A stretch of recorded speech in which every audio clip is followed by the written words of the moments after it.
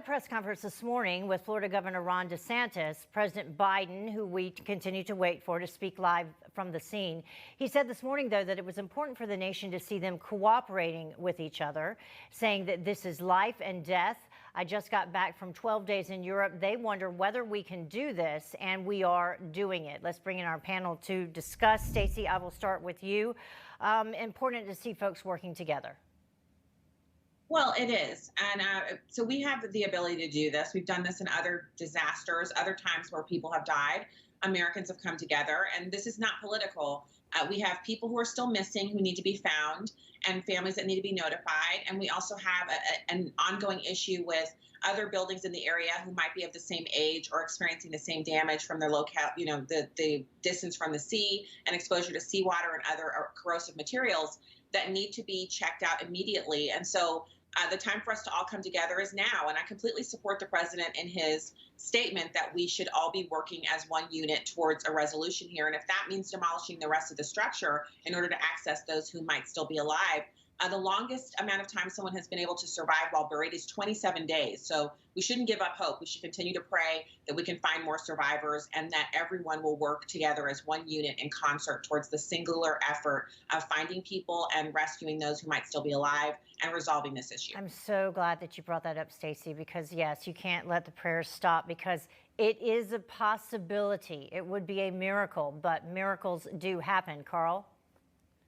They do, and my hope is that President Biden's comments today will be reflected in the coming days by his administration, members of his administration, because what I've seen, unfortunately, are efforts to politicize this tragedy. Just days ago on the Today Show, a member of President Biden's cabinet suggested that climate change was the reason why the building collapsed, which is holistically irresponsible. To try to link this to some sort of political agenda or political narrative.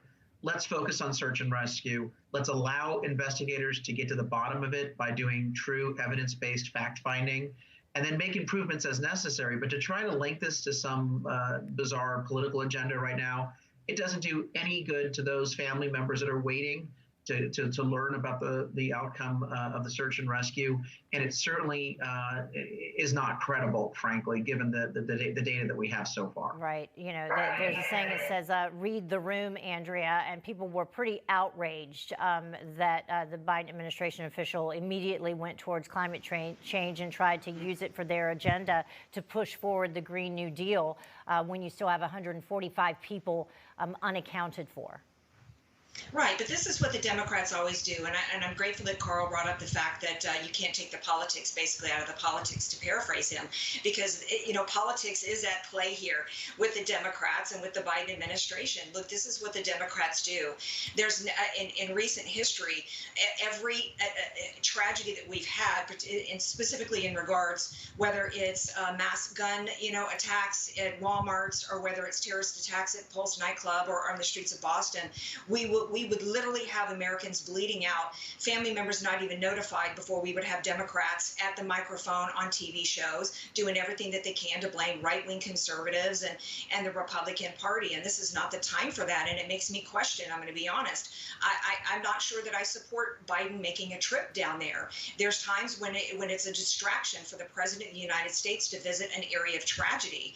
And right now, when they're anticipating having to demolish the other side of the building, which could jeopardize those that might still be remaining in the rubble, is not the time, in my opinion, for him to be going down there and doing a photo op. I think if he wants to visit an area in which there's a humanitarian crisis for where he has specific responsibility, he could go to the border where we have a national crisis taking place, which is horrific in its own way.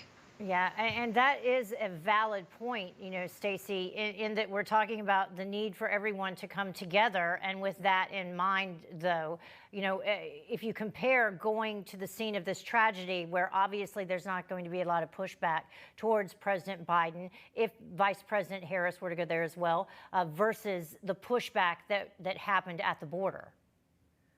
So, Andrea has a point there, and I want to try to temper my comments always when it has to do with tragedy. Yeah. I try not to do as our counterparts on the left do. They make everything political. But Andrea's point is well taken because we have tragedy going on at the border every single day. So this is a news story where the president can avoid partisanship and rancor. He's not going to be criticized if he shows up there. But if he shows up at the border, he has to take responsibility for actions that he is directly responsible for, things he has dismantled that have caused carnage and harm to Americans. Americans will never get on the Today Show. They'll never have anyone in mainstream media interested in their plight. The ranchers who live on the border and those who are having their children killed by these illegal aliens. So, I mean, Andrea, you hit him where it hurts.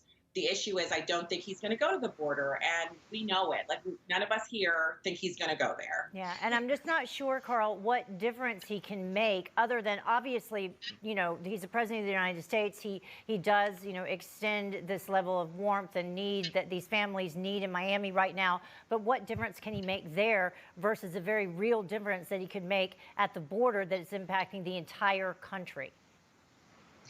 Exactly, but I think Stacy's hit the nail on the head. If he were to go to the border, then he would have to explain why the border crisis came about because of his change in policies, his rhetoric that invited people to this country to come illegally.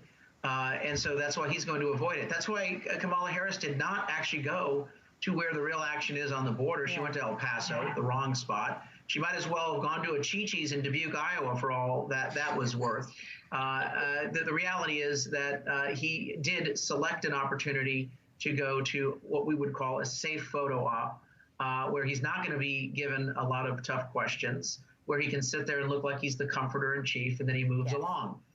Again, I'm hoping his comments today that we shouldn't be politicizing this tragedy. I hope his comments are heard by members of the left that have been trying to drive the narrative about the linkage to climate change when, frankly, one does not exist based on the evidence we're seeing so far. All right. Thank you very much, panel. And once again, our prayers go out to everyone there in Florida. And we do expect to have an interview with the mayor of Surfside coming up a little bit later in this hour, so stay tuned for that.